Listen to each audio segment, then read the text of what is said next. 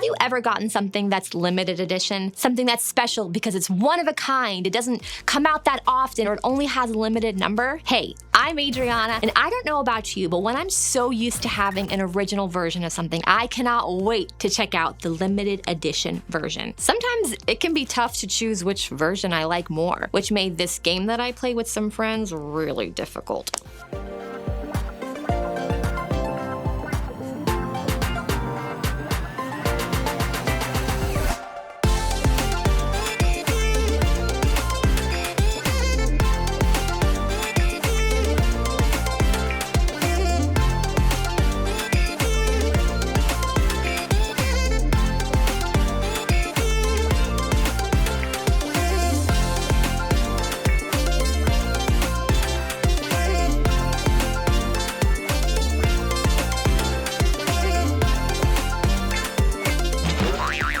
When I was in school, we didn't have the limited edition things that you have, but one time I did get to interact with a very special limited edition item. A few years ago, I visited Washington, D.C., and while I was there, I went to the Smithsonian Museum of Natural History. Now I know, I said the word museum, and some of you just fell asleep. I can actually hear your snores from here. But chill for a sec, wipe the sleepy drool off your face, and just stay with me. Was it amazing to see the Bert and Ernie puppets from Sesame Street?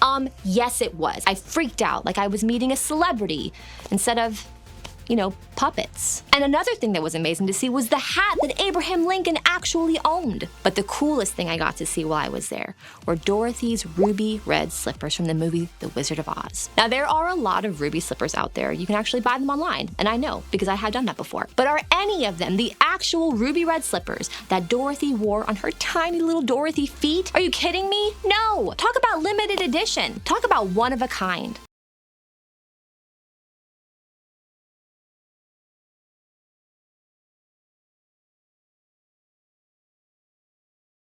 Now, chances are at some point you've heard someone say something like, you are unique, or maybe you are special. And you know what? It's true. Those aren't sweet, mushy phrases. You're different than everyone else on the planet. And there's something really cool about knowing that we were made to be unique. But if I'm honest, it doesn't always feel that way, right? Because sometimes the things that make us feel unique also feel like the things that make us stand out and not in the way that we want. Maybe you do a specific type of art and not many people get it. Or maybe your voice is changing and sounds different and so you get teased about it. You could be taller than everyone else or live in a different part of town or have interests that nobody seems to understand. Or maybe you're still trying to figure out who you are while everyone else seems to already know. Yes, there is something about you that makes you special and unique and different. But for whatever reason, that something can also be the thing that makes you feel like you just don't fit in. I mean, in school, you either fit in or you don't. It doesn't seem like there's a lot of room for in between. Now, some of you would love to fit in at school or on your team or in your group or at your home. You would love to not feel like the only one standing out. And others of you might feel the exact opposite. I mean, you want to stand out. You want to be seen as different than other people. Or maybe you're just someone who wants to do both. I mean, you want to find a place to fit in while not having to change or give up the stuff that makes you stand out for who you are.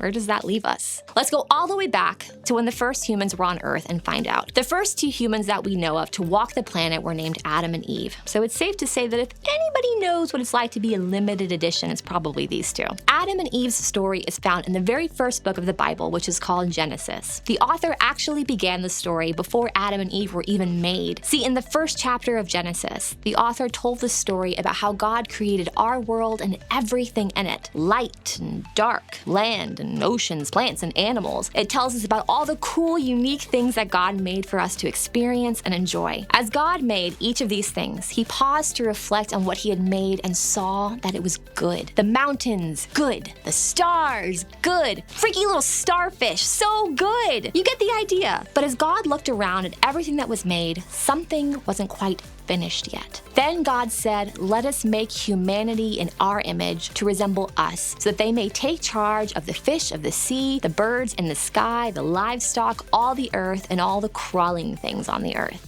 Think of the most beautiful thing in nature you've ever seen. I wish I could see what you're thinking about right now. I mean, it's so incredible that God created all of that. Yet out of everything God created, something was still missing. Have you guessed what it is yet? Yeah, it's us. Human beings were the final piece of God's perfect puzzle. So God got to work on making them. Let's take a look. God created humanity in God's own image. In the divine image, God created them, male and female. God created them. Adam and Eve, they were humans made uniquely and specifically in the image of God. Here, divine image means in God's image. It means that God made humans to reflect who God is back to the world. It means that humans were created with value apart from anything that we could say or do or even think. And you know what? So were you and I. We are limited editions, each one made exactly as we are in the image of God. We were created by God with characteristics and qualities that are just like Him. And that's what makes us unique. It's what makes us limited editions. Think of it like this. So this is my mom. I have olive skin and brown hair just like her. My mom is from a small farming town in Puerto Rico, and she passed on to me a love for arroz con pollo and Saturday morning cartoons. Now, often the adults that we grow up with pass down a lot of things to us. We pick up on their interests, traditions, and if we're related, even physical characteristics. And it's just like that with God too. We have qualities given to us from God that reflect who God is. God created us with characteristics that are just like God. And it gets even cooler. Take a look at what God saw in us, the final part of creation. God saw everything He had made. It was supremely good. I mean, did you catch that? When God created the earth and everything in nature, it was good. But there was something that could make it even better. And when God made us, humankind, in God's own image, suddenly everything wasn't just good. It was supremely good. Another word for supremely is extremely. So what God made us was extremely good. Here's what I want you to remember today. We are a limited edition. In all of God's creation, we are the only things made in God's image.